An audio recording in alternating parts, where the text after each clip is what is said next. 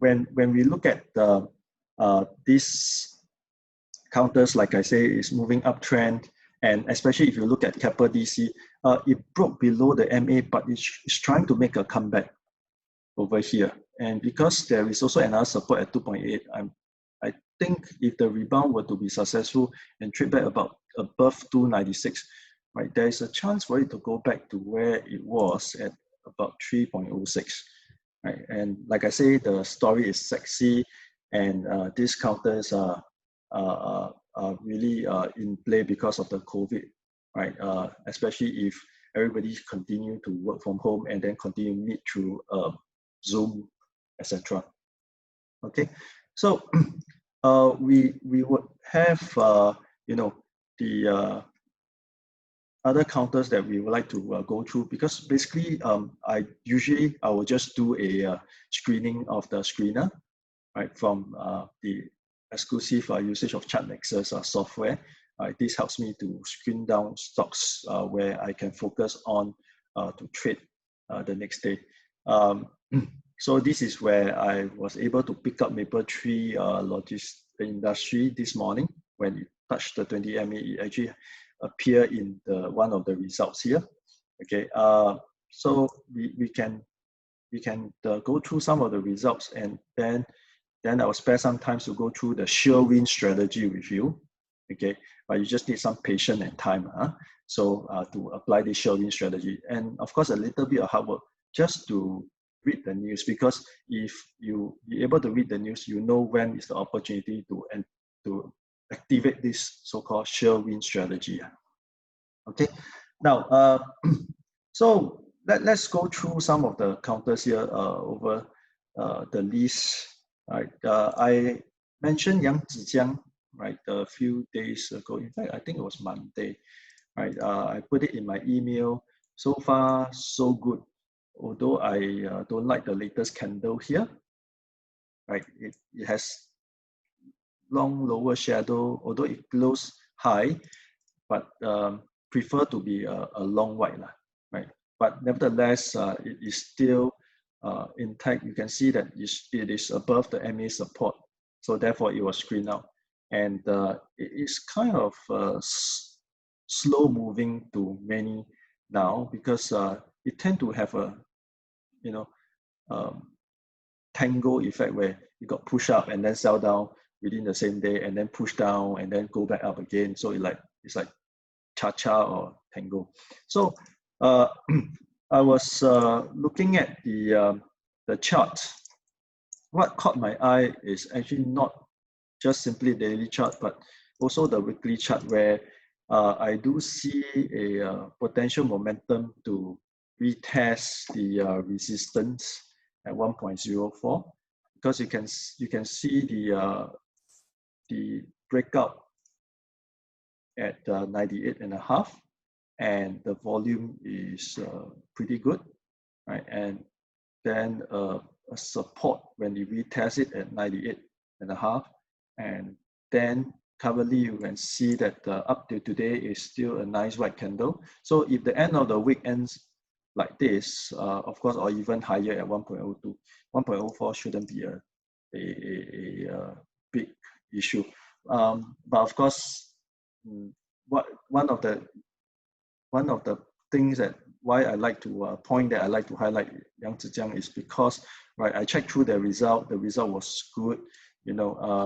It actually is quite okay. So there's a reason for the share price to move up, not just the chart alone. Okay, so every stock has to move up for a reason, right? One of the particular reason is their earnings, their potential going forward. Okay, so then today we have let's look at some results here. AEM.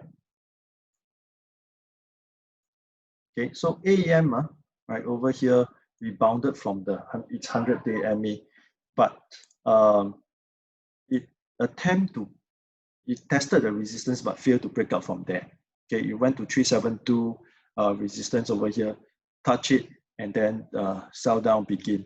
Right, most of the tech stocks actually close lower, in particularly like UMS, right, went to 98, then closed down to 955, right? So that is also not a particularly positive sign, but let's take a look at UMS later. But let's come back to AEM. So if you look at AEM, the whole chart over here, right, seems to be right or moving on a downtrend. Why? Because the high here, the low here, then of course you see a lower high. But the good thing is it doesn't have a lower low, right? And then start to rebound. That's a good thing. So I would change back to weekly charts similarly, right? And find that actually AEM seems to be a good point to target. Why? Because you look at the red line over here, which is the 20-week MA, and this counter, right, can be bullish, especially you look at here, it got supported by the 20-week MA and then start to move higher. Now, the point is, if it can't hold at this 20-week MA, right, over here you can see it breaks below 20, then it tend to have more sell down before it start to recover. So I'm not too fearful about this counter going lower going forward, because it announced profit guidance that, you know, tells us that at the end of the year they are going to announce better results. Their revenue is going to increase. So so in fact, when it comes down, we can start to look for opportunity. Probably there will be some ups and downs.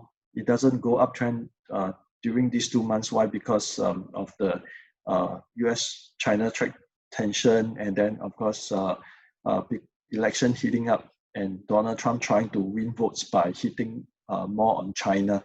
But I'm keeping one position on this counter for longer term. So I want to see how the stock price perform at the end of the year. Very fast, just this Thursday, Friday, we're going to start a new quarter. Okay, although some of the results won't come in because now we don't have quarterly announcement. So, but some counters will still announce their half yearly during these 3 months. Okay, so we shall see where AEM is going to be. Now, one important thing to take note, we talk about UMS. Today, I actually enter a small position in UMS. The reason why I want to go in, if you look at AEM, and UMS, okay, so this is the reason why I want to attempt a trade, okay, because yeah, you know, both of them are sitting at the 20-week MA, okay.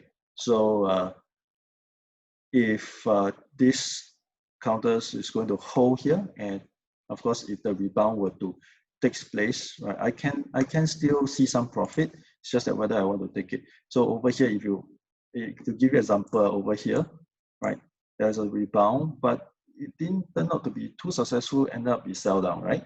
So even if the counters can rebound back to 1.08, well, I may consider some profit, right, taking. Now, of course, do I expect this to happen going forward? That one, I will take a look at the chart, right? Again, right, if the chart doesn't look good, of course, I probably, you know, would confirm take my profit, right, so to speak. So, if most of the counters are sitting at the 20-week MA and rebound, of course, this is where you can start to see sector running. So that this could be a sign to tell you that maybe the market is coming back and paying attention to the tech sector again. Well, I'm not 100% sure, but I definitely would like to try. Right, of course, Franken and other tech counters is also sitting at the 20-week MA. So let's witness together, right? In 2 weeks' time when we meet, let's see how this counter perform, right? Whether this 20-week MA perform magic for us. And of course, the weekly if you believe in indicators, well, when the stocks hit the moving average support, especially when it hits support levels, we like to see some indication whether it can turn up from this support. Now, of course, if the stochastic from the oversold, you can see they are at the oversold. Let's go back to AEM. Maybe I have a 4 chart. That's my EM. Yeah. AEM is the only one that doesn't go oversold. So if you can see here. But it is turning up. Maybe, right? We have everybody sitting together at the 20-week MA. So if, right, the next few weeks is a tech run, right? Hopefully this turn out to be a money-making opportunity for everyone. Okay. Okay. So I'm sorry for those who have just joined because I just got a warning. I only have 10 minutes left. So very quickly, I'm going to go to this so-called sure win strategy. Actually, it's nothing new. I believe that everybody heard about what we call the ETF, but something that you may not know that there are some difference in ETF. So basically, there's ETF that mimic stocks. There are ETFs that mimic oil, gold. There are also inverse ETF where you're allowed to buy and go against the market. Inverse ETF means you short the market, like S&P 500 is 500 companies in the in S&P, right? And this S&P 500 ETF actually is mimicking the S&P 500. Okay, so it's the stock code is SPY. So I'm just going to quote you example because this brings me to a story where I'm doing the RC volunteer work, right, for many years already. So last year, one fine day, I actually went for a drink with my RC friends, and then they have no idea about trading and don't know really how the market works. So I basically just, over the drink, I just say, look at this S&P 500. Let's look at this SPY. Okay, every time when you drop 10%, you just close your eyes and go in and buy. And when the market hit the bottom, if you want to wait for the extreme, once it hit 35% or 30%, you just close your eyes and go and buy it. And this RC, he used to be the full-time, what we call the staff, right? Actually took the opportunity. So he opened an account with me and then started. So let me just share with you. Right, he waited for the 30% to happen. And you can see the date over here. This is April 2020. So he was saying, hey bro, right, so when's the time to enter? I said, 30% already, what are you waiting for? So, okay. So he decided to go so-called big in the S&P 500. So he started with 50 share. So he added on when S&P 500 went up. So you can see, right? He traded in April, May, and August during this period. And for a newbie like him, totally don't know stocks, right? So you can see a quite a nice profit because it's 2.7K US dollar. So for people who doesn't know stocks, doesn't want to take risk. So this S&P 500, what's the risk? It's an old school strategy, but I just want to bring it up so that probably you will have some idea. If you want to say, if you find that I need to make money, what will be the strategy? Because I'm a bit risk averse. Maybe you can look at this. But of course, does this applies to all the ETF, index ETF, indices ETF around the world? Answer is no lah. Because while you look at STI ETF, you look at Hang Seng, you look at Straits Times Index, you look at Hang Seng Index, they are actually on a downtrend. So probably you got to wait a little bit longer. So far, with track records, S&P 500, the US market, they are the best performing index so far. So why do I say that? Coming back, you see, every time when there's a crash, you can see all the market over here, 14%, 12%, 20%, 35%. Every time after the crash, they tend to move back to their highs. right? If you look at if you think that it's because of Obama, I think you got to think again, because during rather, if you think it's Donald Trump, sorry, if you think it's Donald Trump, then you got to think again, because during Obama period, from 2012 all the way, and during this period, I remember 2012, we have this Greece issue, the QE, they print too much money, and then it resulted in a lot of so-called issues in all the European countries, etc., etc. But still, you look at S&P 500. Do you see always going new high? Even there are fresh crashes during this period. So these are Obama's period. Then how about the George Bush the George Bush period? So you can see, yeah, these are the movement that you can see.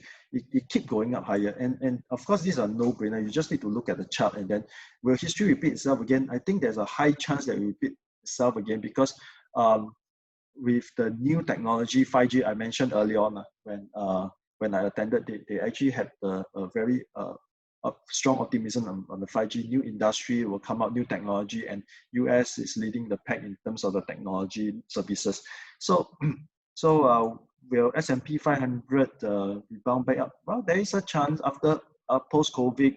We probably can start to see some upside. And if there are turbulence, not to worry, because my strategy very simple, right? Once you hit about 10% or 11%, it start to buy one batch, right? If you continue to go down, say, right, a total of 35%, I think you probably will buy 3-4 batch. So how do I look at this? So basically, let's take the recent this year example. So from here to here is about 12%. So I buy one. Okay, then it rebound. But then after that, it crash again, another 12%. Right? So I buy again. But then it rebound a bit, then crash again. So I buy another 12% at another 12% lower. So then it crash again after the next batch that I'll buy. So then your question is, then would that be I continue to buy if the market continue to crash down? Yeah, of course. This is one possible event. But having going through the history, the maximum crash for all indices in the world is 60%. So you got to budget, you got to space out for 6 times, because every 12% you're going to buy once, every 12% drop. So you budget for 6 times. So far, the worst crash was the 2008. That was 60% drop. So maybe just to bring you recap back in 2008. Right, this was the time. So you can see from the high to the low, it's about 60%. Okay, so you just need to space out. So this is a 30%, 35% drop. So I actually make an Excel, and just to share with everyone. Okay, so if let's say I started 10% once the first drop. Okay, I have an entry of 297. Then I bought 10 shares and I paid a comms. In total, I paid US dollar about 3,000. Then it continue to drop. Right? So I buy again at 274. So this time I paid 2,762. Then I continue.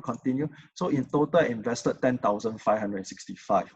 Right, and then the average price that I pay for is actually at 264.